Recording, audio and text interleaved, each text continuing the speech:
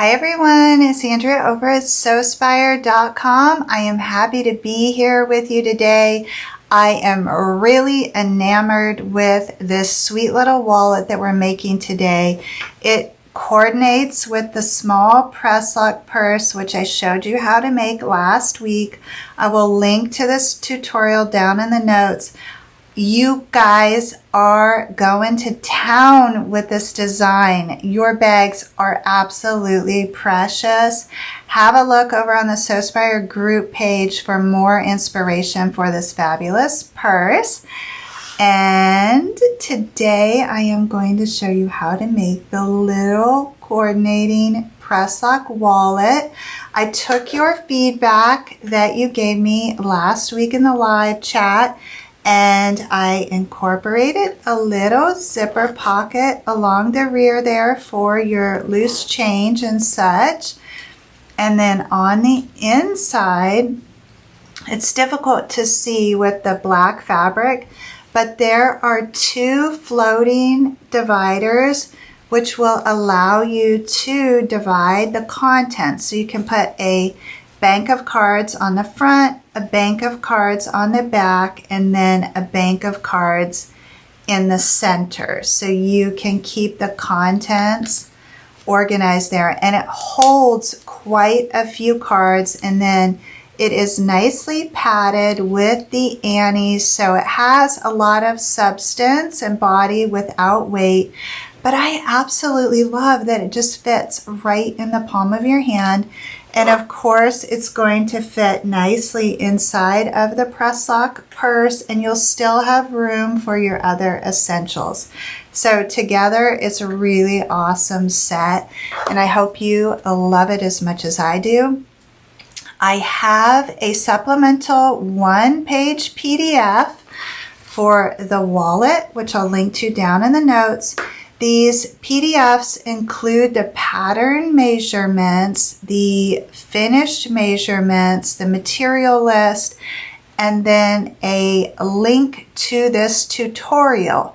So you would collect and save these one-page documents for future reference, so you don't have to search for everything. Everything you need is on that one page, and you can link directly to this step-by-step tutorial. So I just wanted to clarify that for you. So I have a PDF for the Presslock wallet, and then I already have a PDF for the little Small Presslock purse. I want to thank all of you who purchased the PDFs. You help support this channel directly and offset the cost of buying the material and the hardware and the thread, maintaining the machines, and the recording equipment. So I really couldn't do this without your support. So thank you so much for doing that. And I hope, of course, too, that the PDFs are just very convenient for you and save you time as well. Before we get started sewing this sweet little wallet, I have an important announcement for you. We are expanding here at Sewspire, and I am launching something called the Sewspire Friendship Circle. This is a once-a-month meeting on the second Wednesday of the month, 12 noon Eastern Time, in the Sewspire Zoom room, and we are going to explore this a wonderful world of quilting that all of the people before us have created. So this is something I've wanted to do for a really long time, and I am now carving out the time, and I can think of no one else I'd rather do it with than this gorgeous community. So next Wednesday, 12 noon, is the first meeting of the Sewspire Friendship Circle, and we are going to be crafting a 12-inch quilt block, which is called a Friendship Star. So the purpose of the Sewspire Friendship Circle is for us to meet once a month for a year. We're going to craft 9 different 12-inch blocks. Then we're going to add sashing and backing and quilting and binding and finish our beautiful Sewspire Friendship sampler quilts. So while everyone will be crafting the same 9 blocks, everyone's quilt will be completely different because you're choosing your own fabric and you are going to be choosing your own colors and patterns. And so it's going to be a really unique experience. It's completely free. Everybody is welcome to join us. If noon Eastern doesn't work for you, the sessions are going to be recorded. All you need to do to be a part of the Sewspire Friendship Circle is click the link down in the notes, put in your name and your email address, and you are part of the group. So thank you to everybody who has already signed up. I made the offer to the Sewspire patrons and our Sewspire private Facebook group last week, and now I'm extending this opportunity to the rest of the Sewspire community. Again, you're all welcome to join. You don't have to have any quilting experience. We are learning and sharing as we go. We have novice quilters in the group and we have expert quilters in the group. So it really is a symbiotic relationship that we are going to have in the Sewspire Friendship Circle. So I hope you will participate and join us, and it's sure to be a wonderful experience for all. So without further ado, shall we get started? Okay, so we're gonna begin by crafting the exterior of this sweet little wallet. And I want to start with the exterior zipper pocket, which is crafted from 2 pieces of material that are 3 inches tall by 5 inches wide. And for my prototype, I use that long pole zipper, which I think is a little too large for this project. So I want to try this sample that we're going to make together with the smaller zipper, and then we can compare that and see which one we like best. So for the rear zipper pocket, you're going to position the zipper face down on the panel that you would like to be on the exterior of the wallet. And then you are going to place the lining for that zipper pocket right sides facing on top of that. And this is definitely a longer zipper, which I am going to cut down. So first I want to get all 3 of those layers secure with my pins, and then I'm going to pull back that zipper pull and go ahead and stitch as close as I can to the zipper teeth. If you are on a machine that has a zipper foot, you should use that. This machine does not have a zipper foot, so I'm just going to use the existing 1/4 inch foot. And when I get to that zipper pull, I'm going to sink the needle and get that past the needle. You may have to lift up on the presser foot to make that work. And then I will continue on. So when I open up that panel, this is what I have. I highly recommend that you just work with 1 print, and then there's no way that you can botch this zipper and end up with a fabric you didn't intend to have on the exterior. So now I want to pull both of those pieces of fabric to the left there, so both right sides are out. I'm going to give it a press, and then I'm going to run a row of top stitching right across the top of that fabric. And then at this point it is safe for me to trim that zipper up, and these nylon zipper teeth are very easy to trim. I'm going to leave this a little longer because those zipper stops are on this side. On this side I don't have any zipper stops anymore, so I'm going to have to be careful about that, but this will give me at least a little insurance on one side. Then I'm going to bring over one of my exterior panels, which is backed with a like-sized piece of Annie's Soft and Stable, and I am going to position this zipper pocket upside down on that panel so that the bottom of that zipper tape is 2 inches up from the bottom of the exterior. And then once I stitch that in place and turn that over, that's how the zipper pocket will be attached. So you want to make sure that your pocket is aligned with the body panel, and then go ahead and secure that with a pin, and you're just going to stitch as close as you can to the zipper teeth on the underside of the zipper tape. Okay, so now I can fold that pocket over, and it may or may not align nicely with the base.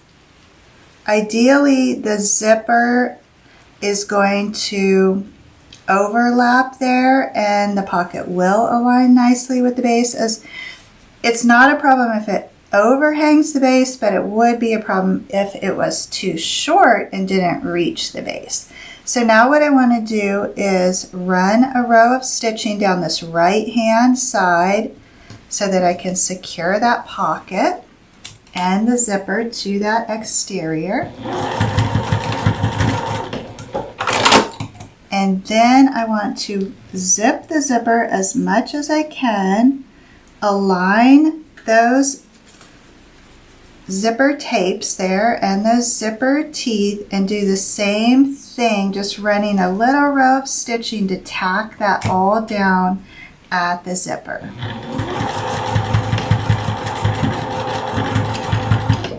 And then that will secure the zipper pull so you don't accidentally zip that off.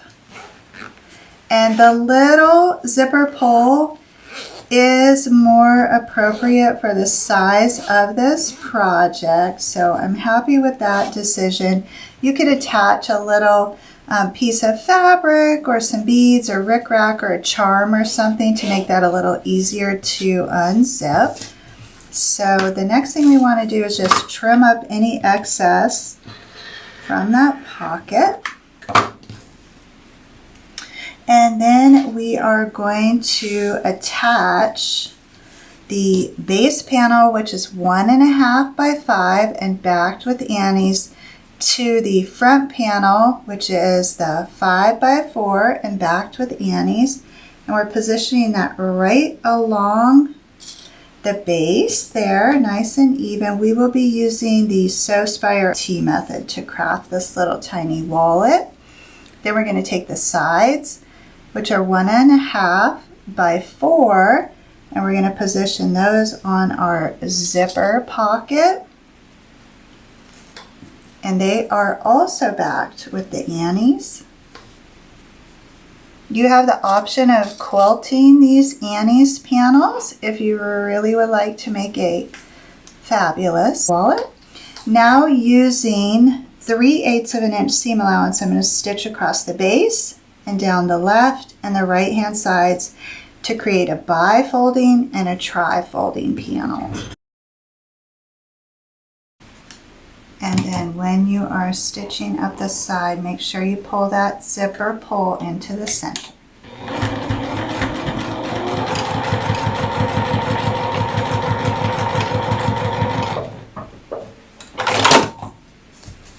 Alright, so now I have my sweet little tri-folding panel and my bifolding panel, and I am going to go ahead and trim everything up to 1/4 inch.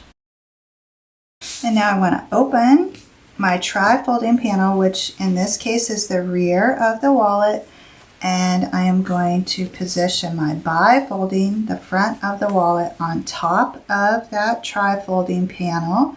I'm going to center that, and I will be stitching seam to seam across the base. That is different than end to end. So you can flip that over and actually start and stop on the seams, or if you prefer to work on the opposite side, you can feel for where those seams are. And now I have something that looks like a tiny T, hence the T method. So the next thing that I want to do is join up the sides of the base with the base of the sides. This is a very tiny stitch line that you're going to be making here, like about an inch. So you really don't need any pins or clips, but it is helpful if you adjust that and try and get that nice and straight.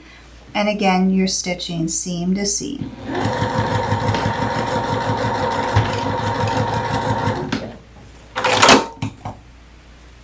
Then you want to repeat that on the opposite side.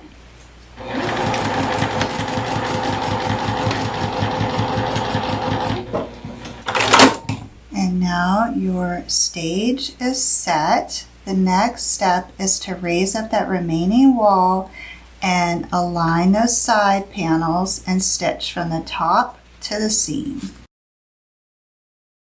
And then once you're sure everything is secure, then you can go ahead and trim those seams up to 1/4 inch. You might have to angle a little as you approach the base there. Great, and now the exterior is complete, so I can turn that right side out, poke out those corners at the base. If you need, you can give it a press. This looks pretty good, so I'm not going to fuss with it. Just test my zipper, and that is functioning nice. Now I want to take this top edge and I want to turn that inward 1/2 inch. I'm going to use my small clips to secure those side panels first, and then I will come into the center of the front and rear panels and get a clip there, and then I can add an additional clip at each of the quarter marks just so I can start training that foam to lay down. And this is what I have so far. It is the perfect size for carrying right in your hand. I love it, and it's going to look really good with the matching Presslock purse that we made last week. Okay, so my exterior is moving along nicely. The next thing I want to do is start on the interior pockets. Inside there are 2 floating fabric dividers that will allow you to divide your contents and hold multiple cards with ease. So those panels are also 3x5, and you're going to pair those up so that you have 2 sets, right sides facing. You're going to stitch across the top and the bottom 5-inch edge, and then turn these right side out and press. I'm going to be using 3/8 of an inch seam allowance.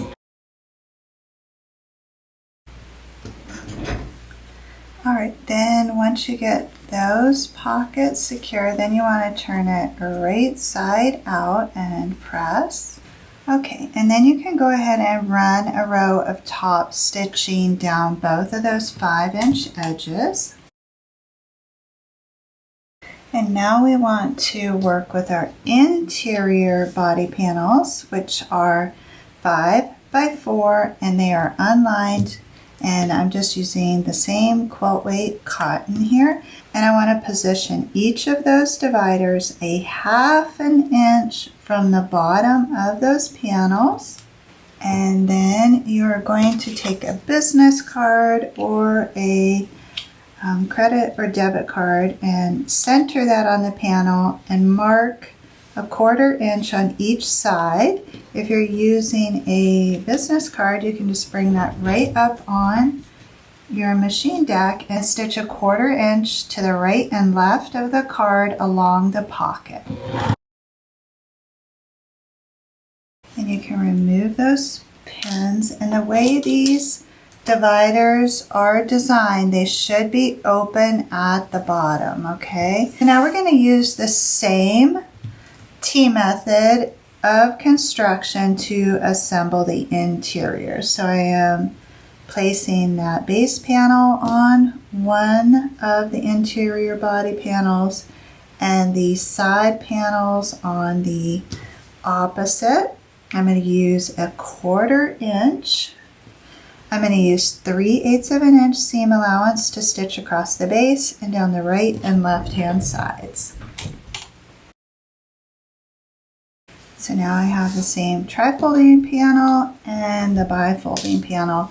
It is important to note that the bottom of these panels has less material and is closer to that pocket divider. The top, we need that good 1.5 inches at the top there to turn this over. So now I want to position the bifolding panel on top of that trifolding panel at the base, center that and stitch seam to seam across there to create that short T.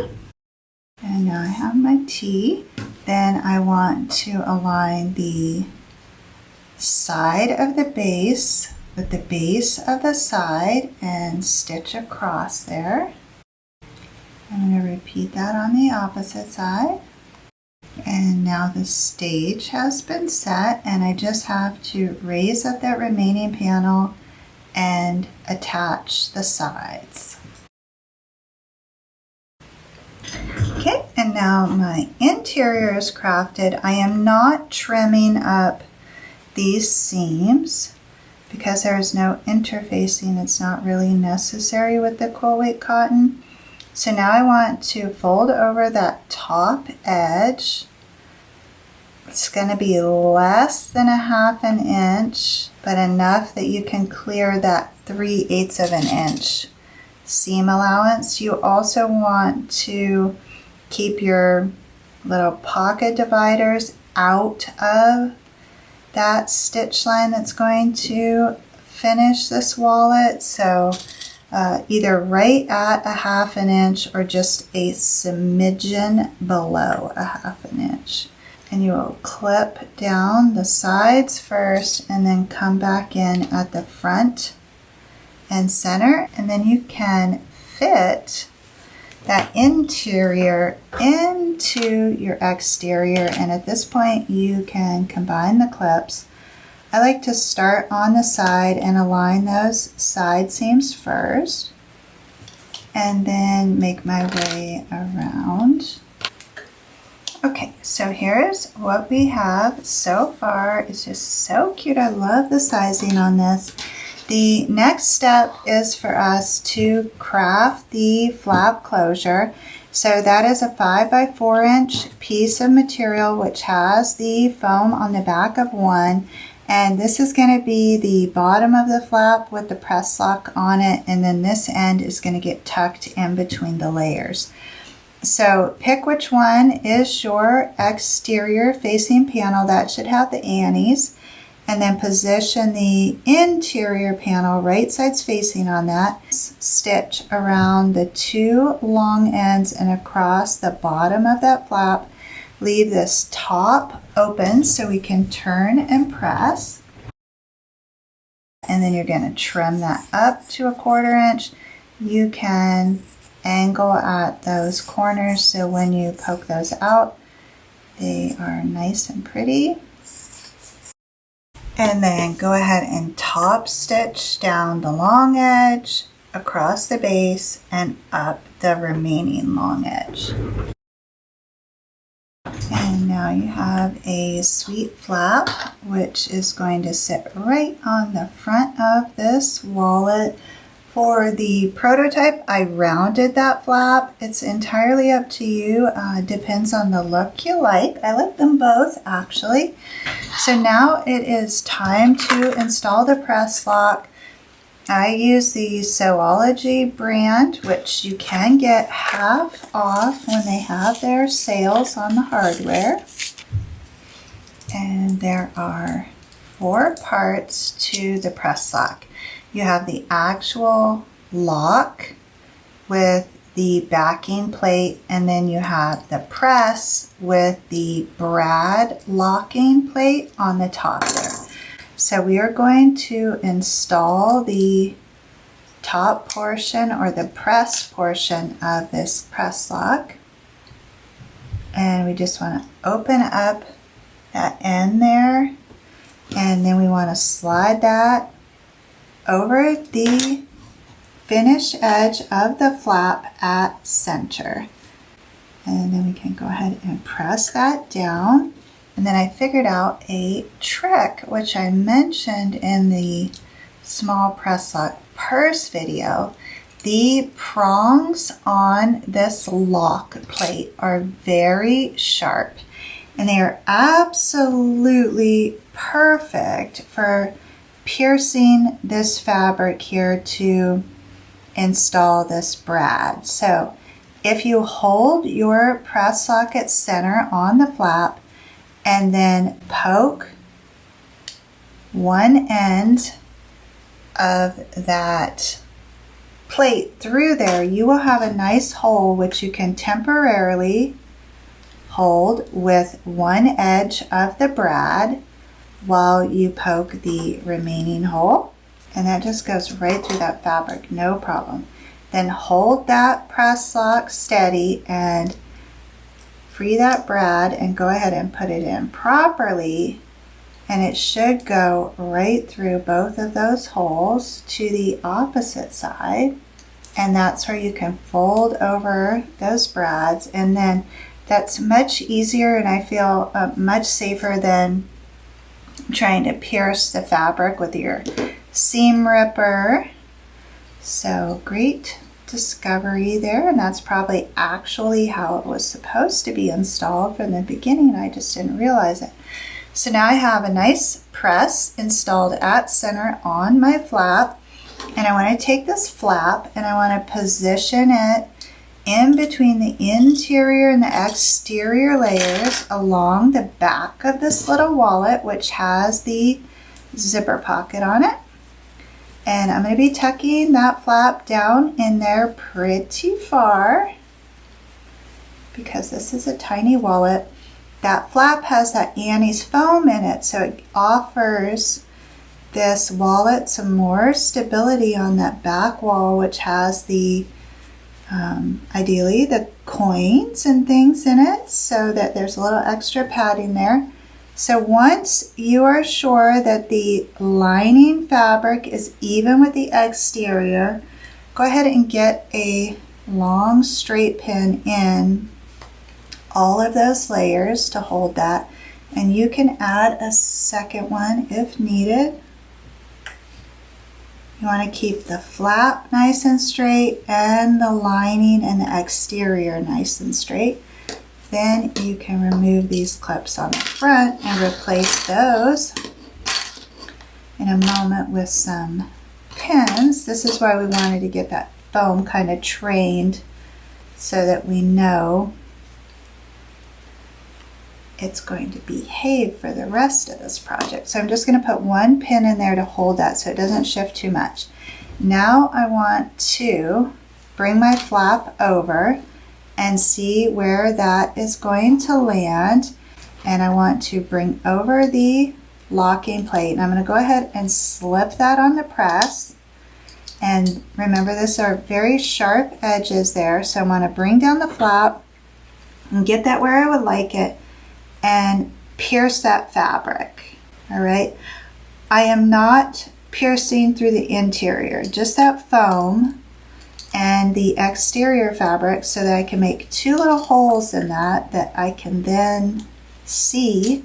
I'm going to get that plate free from that press, and I am going to look for those little holes and install this plate in those holes. So this pokes really easily through the fabric and the foam. And then once I know I have it in the right place, I'm going to go ahead and install that backing plate.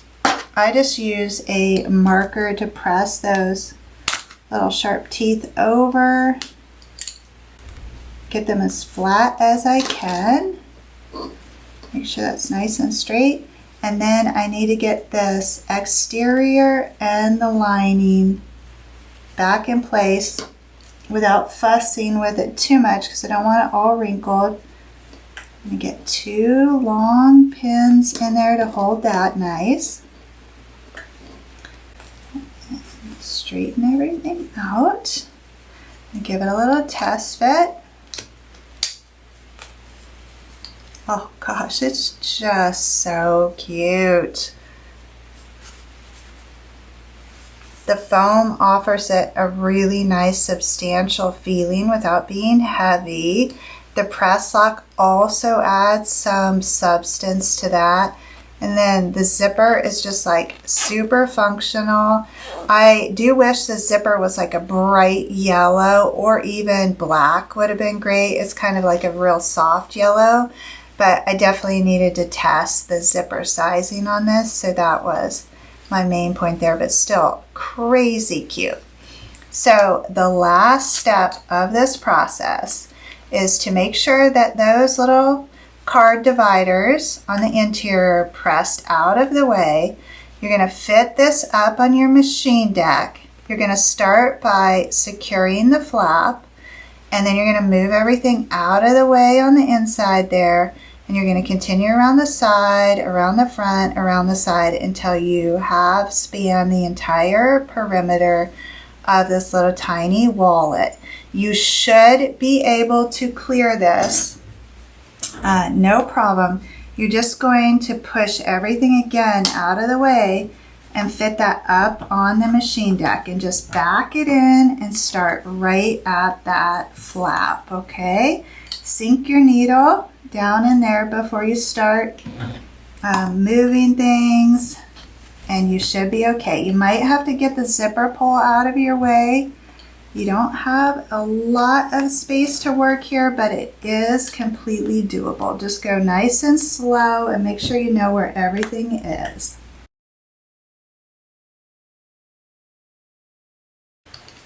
And voila! I have made it all the way around, no problem whatsoever. And I have a really sweet little tiny wallet that matches the coordinating bag absolutely perfectly. I adore this set. I want to give you some finished measurements on this little guy. He is 4.5 inches wide and 3 inches tall, and a little less than an inch in depth. He fits in your hand absolutely perfectly. Again, we have that little rear zipper pocket for tiny things and change. And then we have the press lock closure. And inside you have 2 dividers, which you can separate your cards on each side as well as in the center. And that works out really good. They fit in there nice. And then it's easy to close and open, but yet the contents are secure inside of there. Oh my gosh, it's so cute. I love this little thing so much. I love this set. It's just precious. I hope you all are enjoying the Presslock series. Next Friday, we're going to be making a really cool Presslock organizer. It can hold your journals. It could potentially hold your planner. It's just a great vertical envelope system that is in a book style. That's the best way I can describe it. I've been using mine for months and I love it. So that is going to be the next tutorial in our Presslock series.